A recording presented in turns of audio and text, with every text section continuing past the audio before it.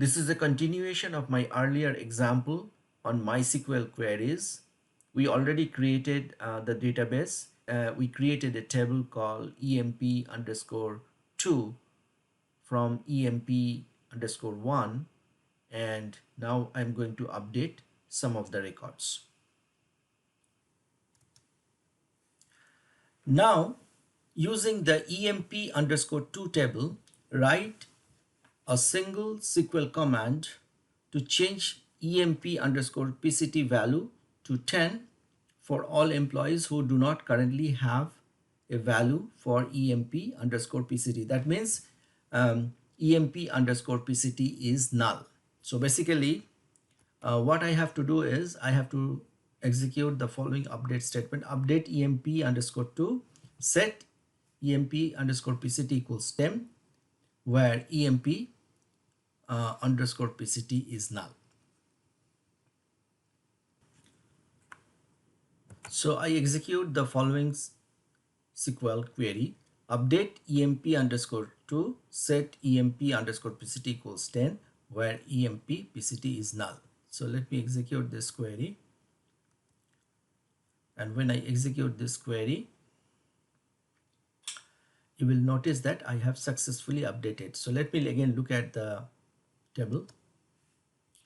See, for all those employees, initially it was null, now it is 10. So I have successfully executed the query. Now, using the emp underscore 2 table, write SQL command to add 0.15 to the emp underscore pct of the employee whose name is Maria D. Alonso.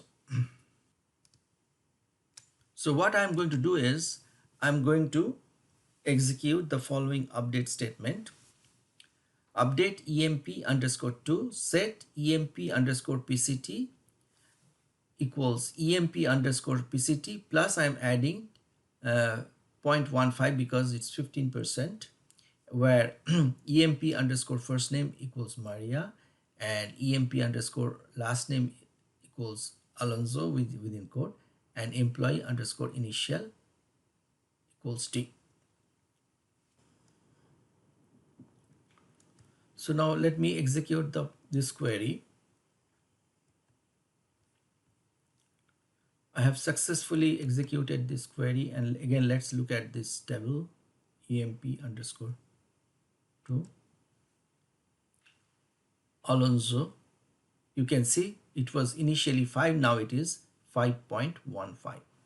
So I have successfully executed this query and updated emp underscore pct.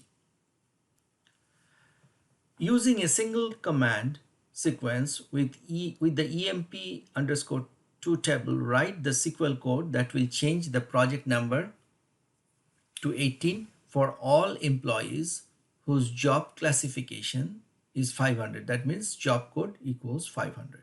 So again, this will be another simple update statement: update emp underscore 2 set proj underscore num equals 18, where job code equals 500.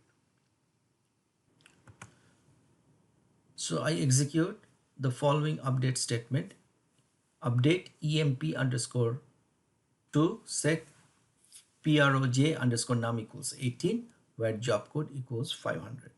So let me execute the query, and if I look at the table, you will see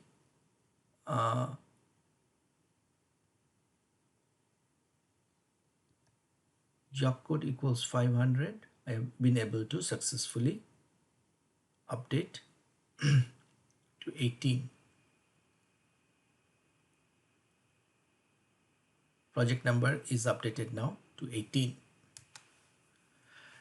Now, using a single command sequence with the emp underscore 2 table, write the SQL code that will change the project number to 25 for all employees whose job classification is 502 or higher. That means job code is 502 or higher. Again, this will be another simple update statement: update emp underscore 2 set proj underscore num equals 25, where job code is greater than 500, greater than or equal to 502. So I execute the following update statement. Set proj num equals 25, where job code is greater than or equal to 502. So I execute the following update statement. And again, let me look at the table to make sure that I have updated it successfully. See, job code 502, 502, all those job code greater than or equal to 502 have been successfully able to update it to 25. Now write SQL code that will change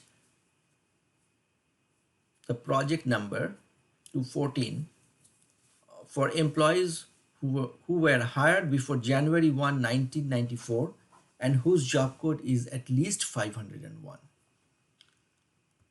So I write the following SQL statement. Update emp underscore 2 set project number equals 14. So proj underscore num equals 14, where emp underscore hire date is less than, within quote, 1994-01-01. That means January 1, 1994, and job code is greater than or equal to 501. So I execute the following update statement. Update emp underscore 2 set proj underscore num equals 14, where emp underscore hire date is less than 1994-01-01 and job code is greater than or equal to 501. So I have successfully updated. So let me look at the table. See, I have updated them correctly. So when you finish all these problems, the emp underscore table will contain data as shown in this figure. So let's look at the table again to make sure that it looks like this. This is exactly like this. All this data, the contents of the table will look like this after you execute all those queries.